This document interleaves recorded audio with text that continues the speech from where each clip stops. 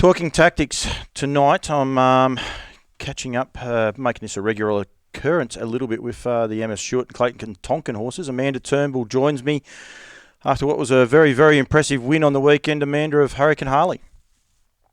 Yeah, he was super. He just worked out good to be down the front and could run along, and yeah, he loved it. He really did. I've actually got the video up there now, and he's a unique-looking little horse. He gets off the arm so powerfully, yet to look at, you're not even moving on him. No, he's funny like that. He sort of likes to do it all himself, and he's such a cool-looking little horse, and he knows it, and he loves himself. He is, and like the tape's rolling, and I'll catch up with a couple of the. Well, this was one of the key points actually, just here at this, going around the first turn. You didn't back off. You weren't ridiculous in your speed, but you actually didn't grab hold too much. You let all the horses out wide, sort themselves out, but you kept the speed honest. I found that better with him. He used to lose a bit of concentration if you grabbed hold of him, so you're better off just letting him roll around the turn, so keep his mind on the job a bit. Yeah, it was quite interesting. Being trackside and being able to see him in the parade ring, I saw him at Shepparton and he was sensational. His run at Shep was sensational, but I thought he looked a little bit big and burly and will need the run. I was interested to see how he'd get to Bendigo. I don't reckon he lost any weight. He's like, there's nothing of him in height, but he's got a lot of girth underneath him, hasn't he? Yeah, he does. He's a great looking little horse, and yeah, I was a bit the same. I thought, he'd be trimmed up a bit, but he wasn't that trim.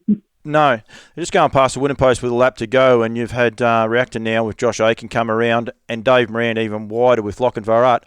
What's the mindset when you get a horse like Lochinvar Art get up outside you with 800 to go? Yeah, that's sort of the hard thing. Like you want him doing a bit of work, but you don't want to be overdoing it yourself. So yeah, you just sort of try and roll along, and he's happy doing stuff like that. He likes just being out on his own and running along. And he did. He just kept buzzing along really good out in front. Were you worried Dave's just dropped to your back? Were you worried when he dropped onto your back, or you still had plenty of horse underneath you? Yeah, I was worried because I sort of just didn't know how much horse he had underneath him, whether he went in there for a breather or whether he just snuck in there and still had full lap of horse. But I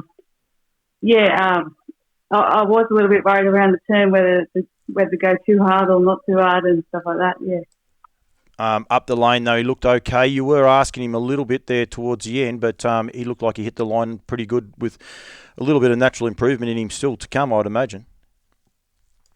Yeah, he sort of can't drive him out too much. He knows where the line is and stuff like that. So yeah, he knew where the horses were and stuff like that. Yeah. He must be a fun horse to drive, and I was fortunate enough to be able to grab him after the race, just walking back, and he's just an absolute gentleman in a way, but just has his own little quirks. You'd be pretty excited to be associated with a horse like him going forward for the future. Yeah, he's like a fun little horse to drive because he's got so many little tricks, and he absolutely loves himself. But the feel of him in that when he is right, he's unreal. He's unreal. You've had a good run. You've had a real good run. I say about working the parade ring for Trot's Vision and the likes. Didn't get to interview you too much for the Saturday nights. I think we got one with Sonny Weaver a couple of weeks ago at Shepparton, but last couple of weeks things are really starting to turn around for the camp, aren't they? Yeah, definitely. We've sort of got a nice team, but they're all down in grade a bit, so we haven't really had a Saturday night team, and now they're starting to get up to that sort of grade. We're getting a nice Saturday night team as well. The three in the race, I've got a race up in the top screen, and I'll bring that down a little bit later on for people where you Quinella the race, and I think Scoby Doo ran 5th, maybe 6th, but he was thereabouts as well. One of the key horses I wanted to ask you about is Sonny Weaver, because he looks like a little bit of a trick pony as well, a little bit not dissimilar to Hurricane Harley. Got a good finishing speed, but not necessarily be able to do a lot of work. Yeah, we were having lots of trouble with him just over racing and wanting to run the gate too hard. And the more racing he's had, the better he seems. He's relaxed now, and he'll come back to me let him drive him with a sit, and then he's flying now. So hopefully he's meant to stay like that. Like the other night, I dragged him right back and across pretty hard, and he did it like an old horse. So if he keeps doing stuff like that, we're going to have a lot of fun with him, yeah. Absolutely, but the horse that beat you, James Herbertson, actually won the race. And I mean, for people that aren't aware, you're 3 back the fence, I think, here, and James is behind the leader. And it was wet. I mean, it was a beautiful night at Bendigo, but it was very wet for this race, wasn't it? Yeah, bit of a shock. The mobile just left and it just started raining really hard, and it come from nowhere, yeah. He does a great job, the Crimson Prince. I actually called him the Crimson Tide when I was doing my parade ring. I actually wrote his name down wrong, and I was pointed out by a couple of blokes on social media that I might have had his name wrong, and they're a bit vocal with your camp, actually, a couple of them. But he does a great job. He's surprisingly quick for a big horse, and just here, about 200 metres to go, where James Herbertson just... he's just posied up on the back of Greg, but he is surprisingly quick, because I thought Sonny Weaver, watching the replay, I thought Sonny Weaver probably should have got over the top of him, but you can't fault the Crimson Prince.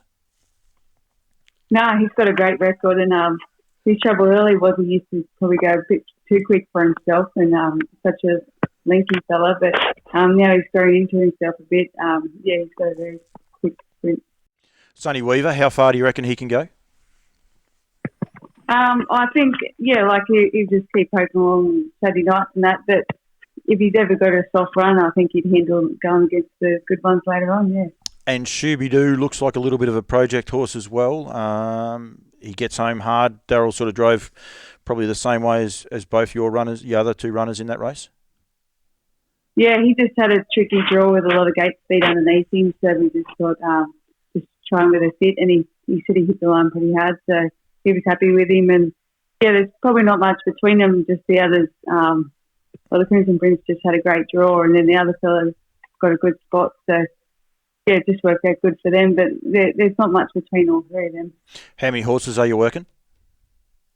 There's 24 here, yeah. You're having a good run. You drove a winner for Russell Jack yesterday at Echuca. There was no rest for the wicked. You were up early and had to be, I think, for the first race at Echuca. Then you went to Maryborough today. You had a good day today. You could have had a great day today. Firstly, the winner in the first, owned by Stephen Hunt, Viva Las Vegas. He might be doing his Elvis impersonation, still running around, but I think it's a daughter of Sweet Lou, but it was very, very impressive.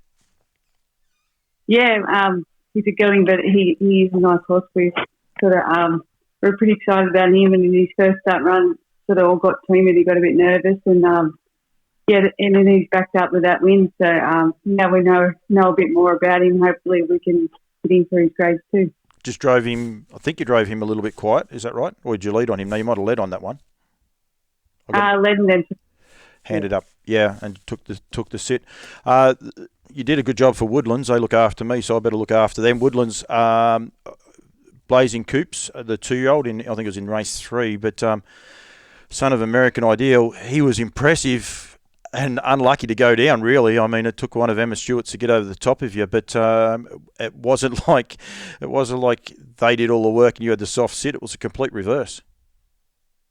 Yeah, we've always been pretty excited about her, and had a bit of trouble with her scoring up, and just the stuff. The race day sort of got to her a bit, but at home on her work, she was always quite exciting, and we really couldn't wait to get the best out of her. And today sort of made us excited that we know it's there now, so we'll just keep poking along and see how we go.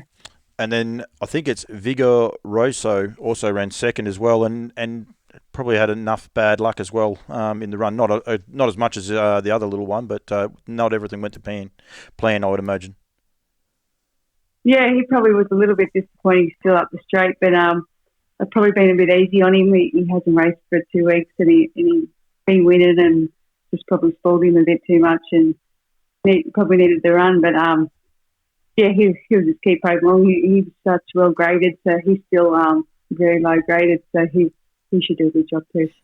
In this sport, Amanda, we take what the ladies do in the industry for granted, and I think you're another one that fly under the radar and the likes. You've got a unique driving style. It's a little bit like, I think, your father's and that around Bathurst. One thing I've noticed with you, the way you drive, you don't look over your shoulder much. You sort of back the horses that are under you. Do you do that on purpose, or is that something that's always been drilled into you? Probably got it drilled into me a fair bit. Dad always said that, look back, just watch where you're going and just keep heading forwards. And yeah, just never really worried about looking back too much. Just worry about what's going on around me. You don't worry about your dangers. You just more try and control your horse and its tempo and see where it's at. Yeah, a bit. Sort of lately, I have been looking a bit more. Being in Melbourne, there's sort of at Bendigo and places like that, there's not as much moves. But down in Melbourne, a lot more people take off, and you've got to be a lot more aware and stuff like that. So probably looking a bit more now. But yeah, just always got taught if I was in front, just to keep watch where I was going and worry about what speed I was doing.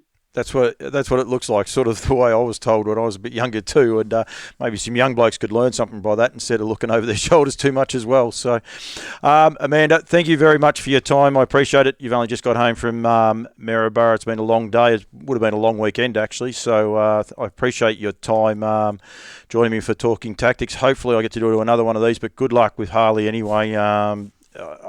I think he's an excitement machine. He gives that X factor. I know it's all about Lochinvar art and ride high, and rightfully so. But a little horse like him, just sitting behind him, you never know what might happen in with some of these big races.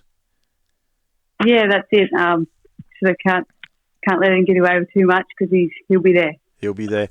Amanda, thank you very much. Okay, thank you.